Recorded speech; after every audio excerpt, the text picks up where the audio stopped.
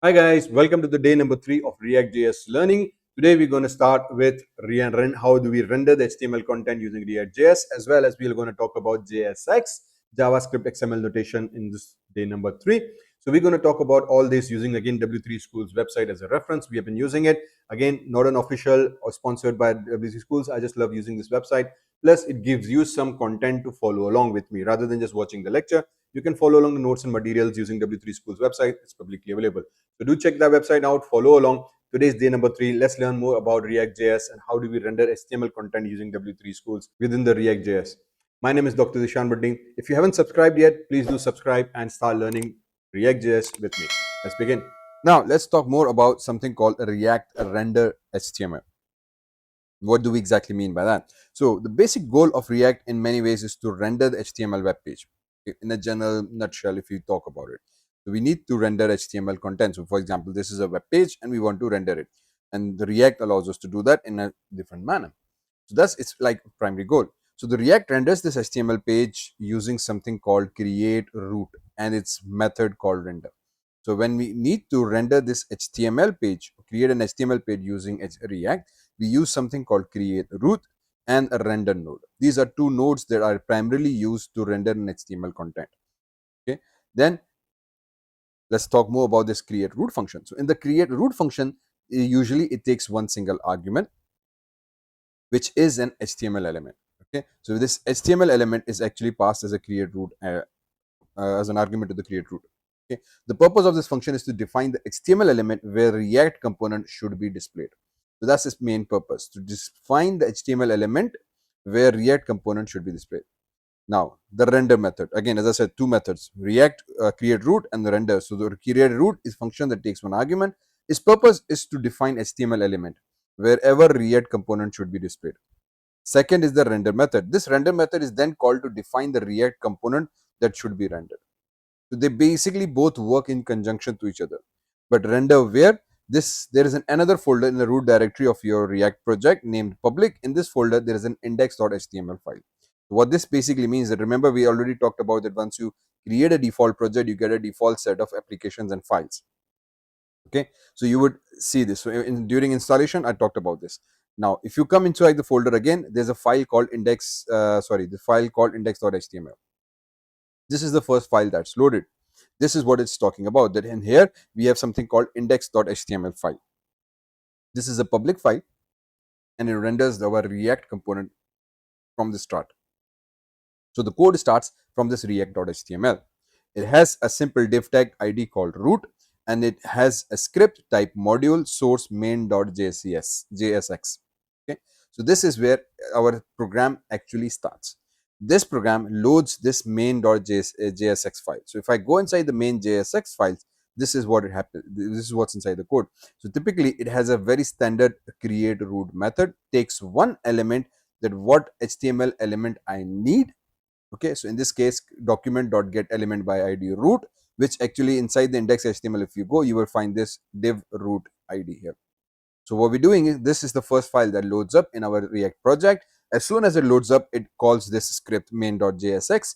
This main.jsx renders, it imports few basic files. We're going to talk about this as we go along. Then the main thing again is it executes this method called create root. This takes one single argument, as we talked about, the main HTML component that actually is used to display the entire React content. Okay, then dot render method. So this render method is actually going to render the content on our this create root method. So this is how the hierarchy follows. So render method will put the content on the root element that is got or created using this function. So this root element is again the index.html and it's going to be displayed here.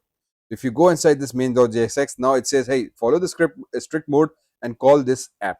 What exactly is an app? App is another JSX component. So this is where actually the entire code is written using HTML or whatever sections you want to do. So this app actually loads the entire content here.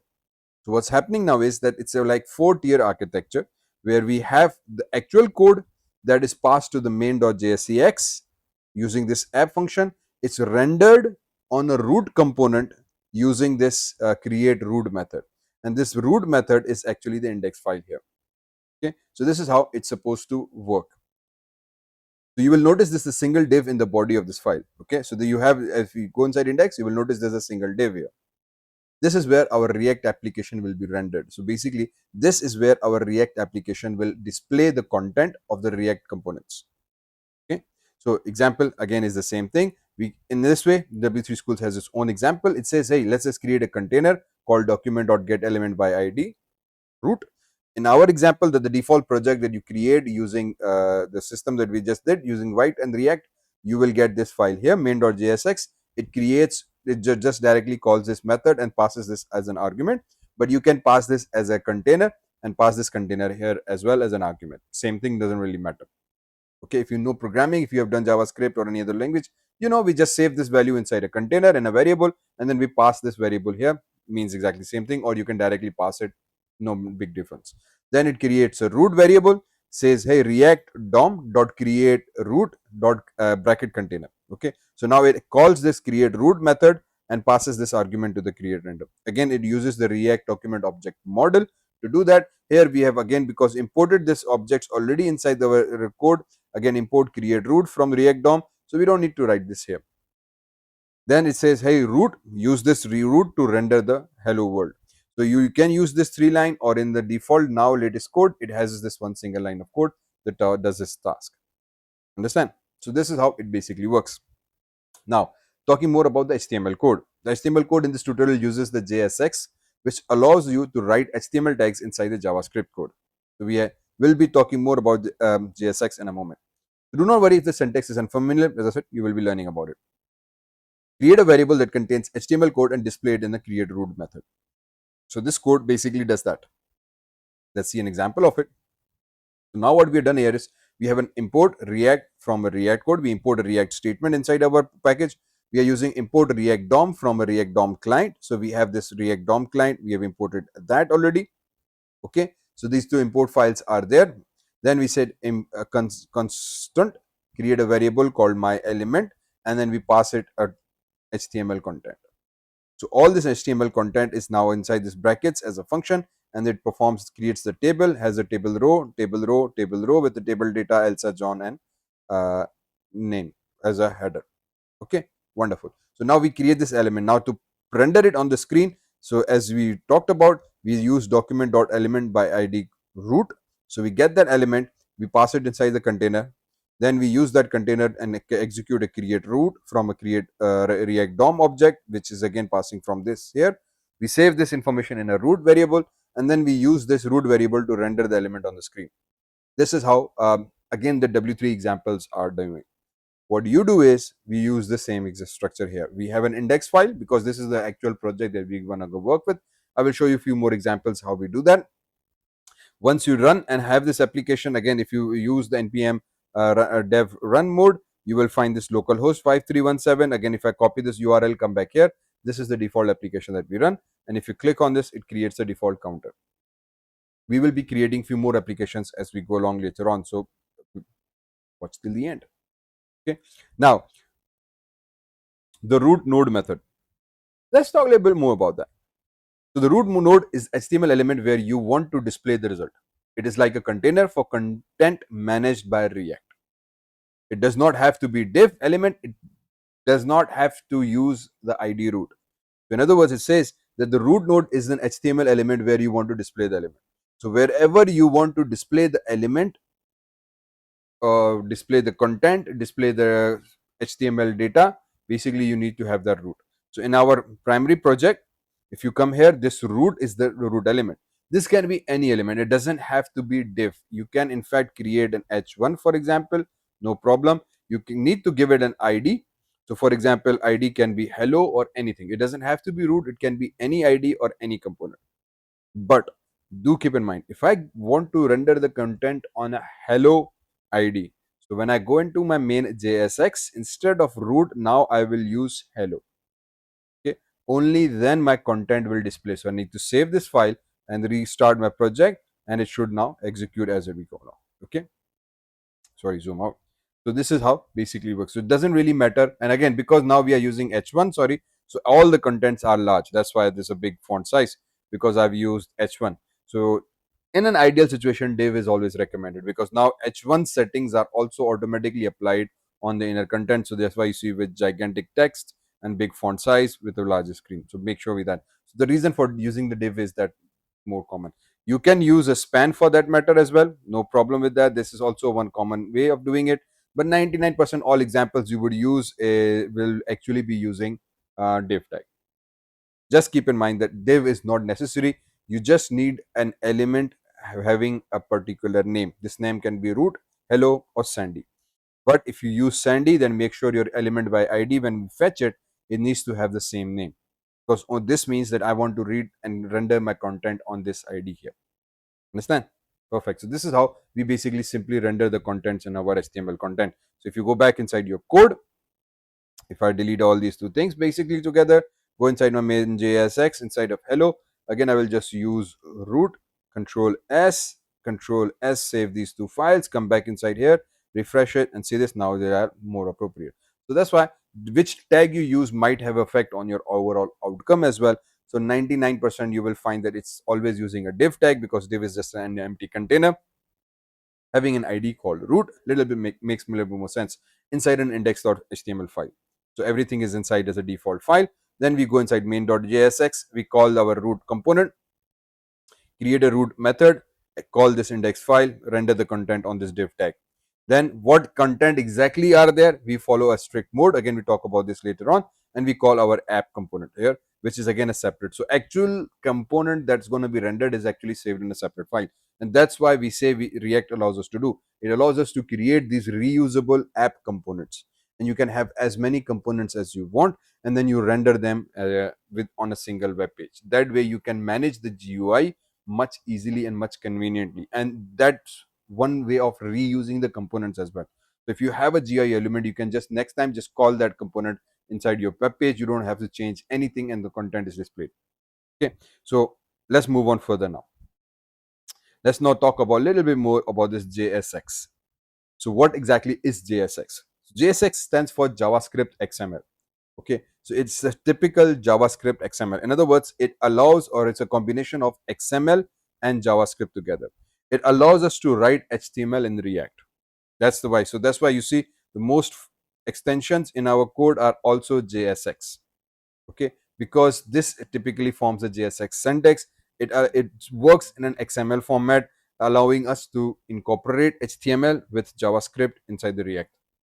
Make sense? Make sense? Little bit, huh? Okay. Let's elaborate further. So JSX does allow us to write the HTML inside the React. JSS makes it easier to write and add HTML inside the React. That's what its basic purpose is. How do we code JSX? Well, JSX allows us to write HTML elements in JavaScript and place them in a DOM without any create element method and or append child methods. So we don't need to use these two methods. JSX converts HTML tags into React element. That's what its primary purpose is. That's what its main thing is that you need to remember. So it's a JavaScript XML. It allows us to write HTML inside the React. It converts our HTML tags into React elements. So even though when we are writing our code, we write HTML elements just like this. We write an HTML element, but JSX will automatically convert and work in terms of React. So we don't have to worry about many things inside this. Okay. So we'll talk about these two methods as we go along. So JSX converts the HTML tag into React. Hopefully that's okay. Now you are not required to use JSX, but JSX makes it easier to write React applications. So that's one key thing here. You can do it without it as well, but it makes things much more easy. So that's why the convention is followed throughout this course as well. So here are two basic examples that uses JSX. So the first one uses JSX, and the second one is doing it without it. So as I said, it's not mandatory, but JavaScript XML makes things a lot more easier. So for example, I have my element and HTML content. I love JSX. So I create constant root variable. I create DOM dot create root. Again, same philosophy it follows. I have a document dot get element by ID root. Now see this, in previous example, it created this element and saved it inside a container, and then called the container here as an argument. Now what it's doing is that now it is just directly calling this method or this object inside the create root method. Okay, and in our example we are doing this all in a one line as well. So we are just using the create root method, we're calling the document.getElement by id by root, and then dot render method. Okay, so it's just written everything in a single line, makes life much more easy. Here it's actually writing in two different lines. Both are perfect normal technique, no worries about that. Second example is what when we do without writing the JavaScript XML. If you are not, or if you don't want to use JavaScript XML, the same piece of code is actually written in this way. So we write, hey, react dot create element heading, starting and ending blocks, and I do you love JSX. So the h1 is there. This is this block indication, and then I write the statement. Create element will use this syntax to create a React element, and then save that React element inside called my element. Then we use React DOM dot create root, same method. We're gonna go document dot get element by ID called root, and then we use the same React my element method. So that is way we actually use a method called create element. Okay, that's why we say that if you use JSX, you don't need to use this method here. Okay, so this method is actually used if you don't want to use JSX, then you will have to use this method to create an element of React to use it. So if you want to do that, this is a longer approach. But since you are using JSX or you use the JSX convention, you just simply write the HTML as it is, save it inside a my element variable, and pass it here. You don't need to go and do any of this part here. Okay, and that's why we save our code using JSX, letting the React system know that we are using JSX.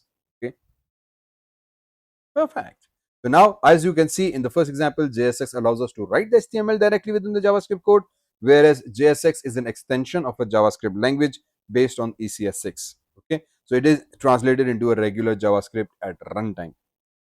We have talked about ECX just in previous session already. Okay, so now let's talk more about expressions in JavaScript XML. So with JSX, you can write expressions inside the curly brackets. So for example, the expression can be a React variable, property, or any other valid JavaScript expressions. So any other JavaScript expression you can write. It can be a variables, it can be plus, minus, multiply, divide, or conditional statements. Any JavaScript regular standard expressions actually will be written and can be written here.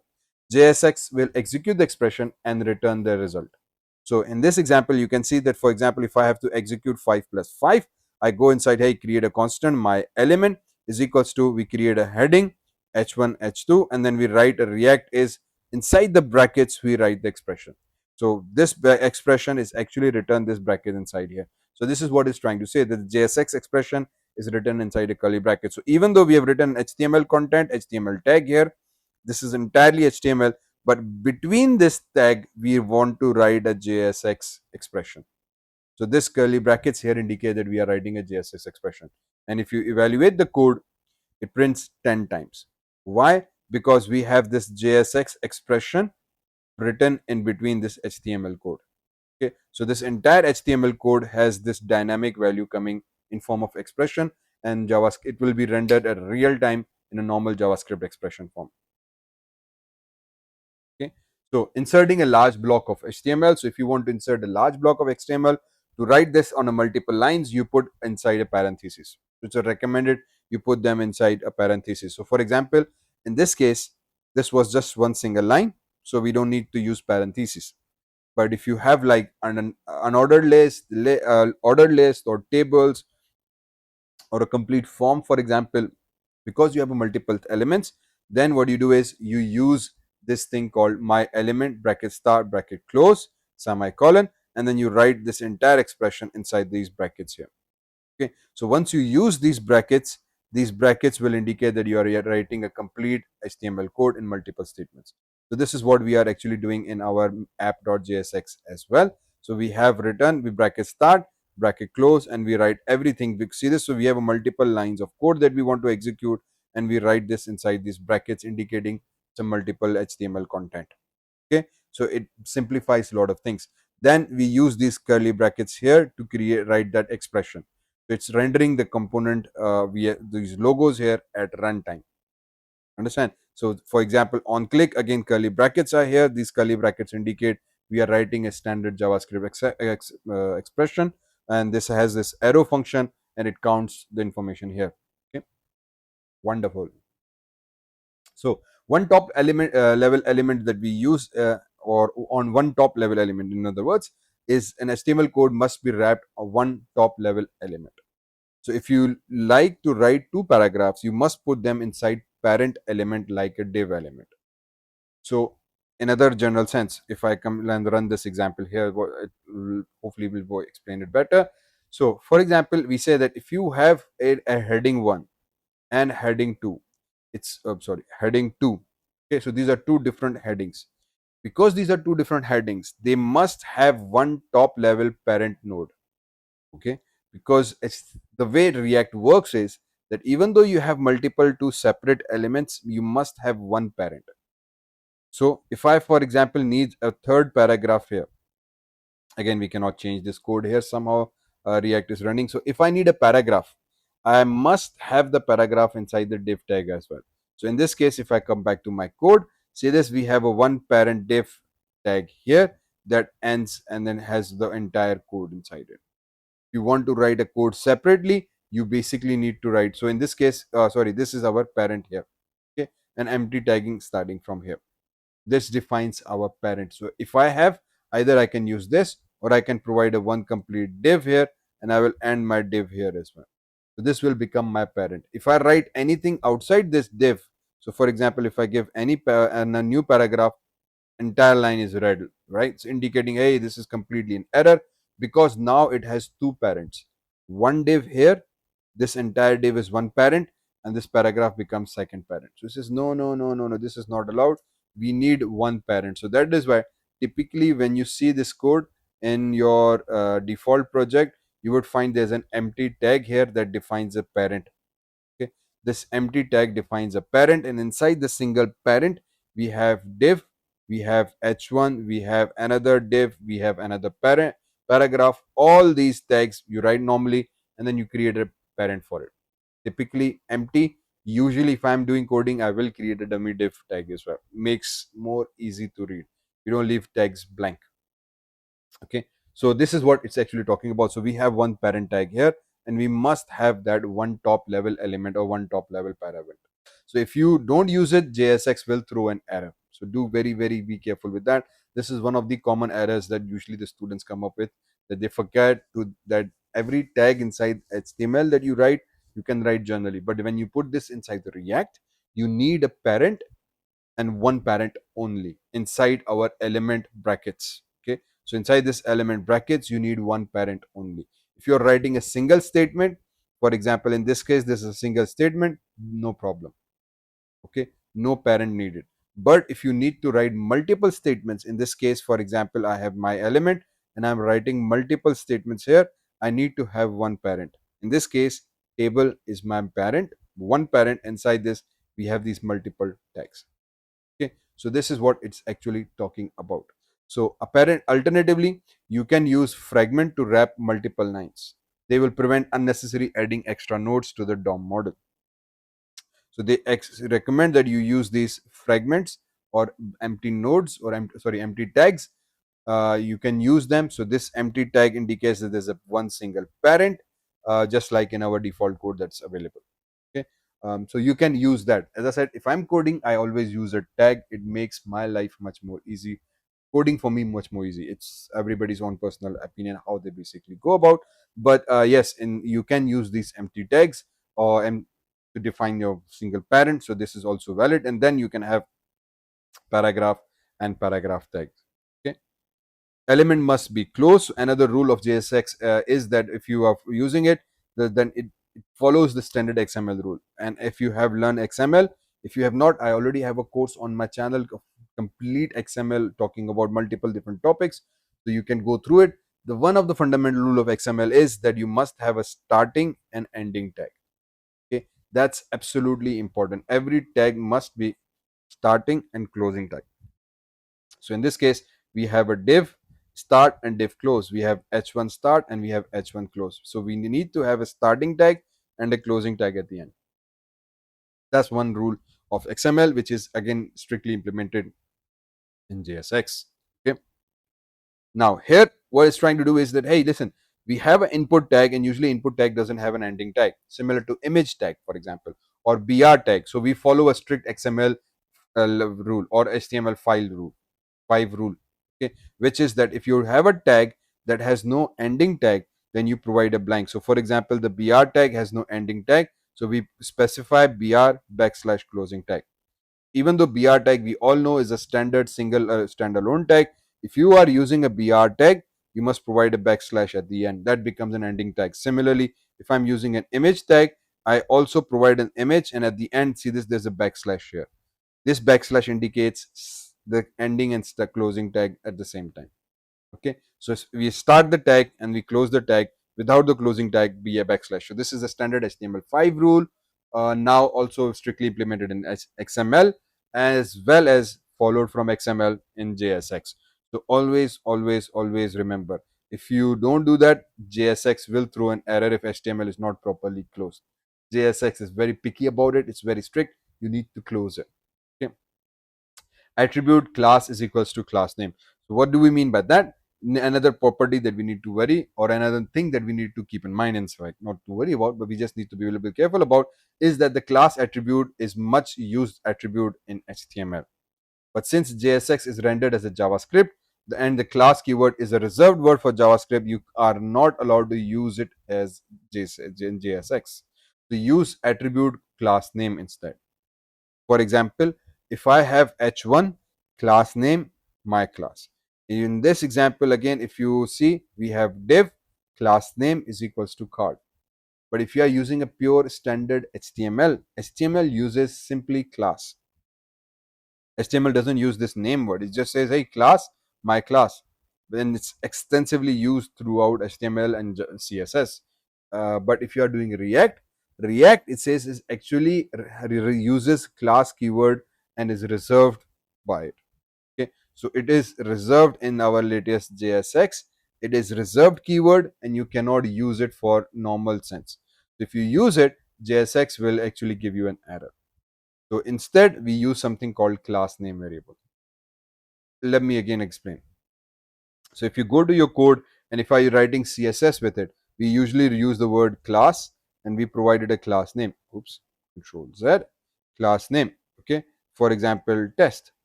So this becomes my standard class if I'm using it, and then I use CSS or JavaScript, and I can refer to this class name. Because class is actually reserved now in JavaScript as well as JSX, this will throw an error when we execute the code. So if we go inside the code, see this, it starts to follow this error because we have given it a strict mode, a strict JSX mode. It says, hey, this has some issue inside it. And because the error is actually in a separate file, you will not be able to understand exactly what's happening. It says this is a declaration problem. The problem is that in your app.jsx, you are using something called class, which should not be there because class is a reserved word. Hence, you need to use something called class name. Control S. And if I go back here, Control S. Okay. So this will allow us to ensure that there is no error and our code is working fine and no problem with it. Okay. So this is what it's all talking about. So if you need to use the word class, so that you can refer it to in CSS, you must use the word called class name. JSX solved this by using the class name instead. So when JSX is rendered, it contains class name attribute. It converts the class name attributes into class. So you don't have to worry. So even though if you are using CSS, because CSS or JavaScript later on will be referring to a word or will be looking for the word called class, not the class name. So JSX, when it renders this output on the screen or on the browser, it will automatically translate it into for this class name into the word class. So we don't have to worry about it. So it's just like tricking React and JSX that, hey, I'm not using the word class, I'm using the word class name. But when it's rendered on the screen, it's actually rendered as a class as well, so that the CSS can easily read it and render it. Okay. Now let's talk more about condition if statements. So React does support if statements, but not inside the JSX. To be able to use conditional statements in JSX, you should put if statement outside of the JSX, or you could use a tertiary expression instead. What do we mean by that? So the first option is that if you need to use if statement outside the JSX, how we do that? So we define a constant x is equals to 5, let x is equals to goodbye. If x is less than equal to 10, bracket start, bracket close, text hello. So we define an expression and then we use element h1 and then bracket start, bracket close, and we call this expression inside here. Okay, this text variable here. It's if it is goodbye, by default the value is goodbye, it will print that. But if the condition becomes true, now the variable value changes, and then you can print it here. If you run the example, to this we have a constant element, h1 is printing it. We are using this if statement outside of this JSX expression. That's what it basically trying to say, that please be mindful of it, that if statement you cannot use inside the expressions, it needs to be written outside. Okay, so the option 2 is we use a tertiary expression instead. So if there are very simple equal to comparison, not very complex, then you can use a one single line tertiary expressions such as bracket start bracket close x. If the value of x is less than 10, question mark. Okay, if the condition becomes true, the first value hello will be executed. If the condition becomes false, the second value after the colon will execute. This is a standard tertiary operator we use in JavaScript and many other languages as well, such as, for example, Python.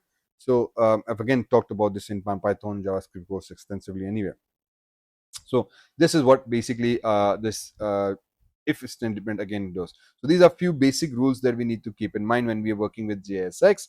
We have already talked about JSX much more detail in little previous sections.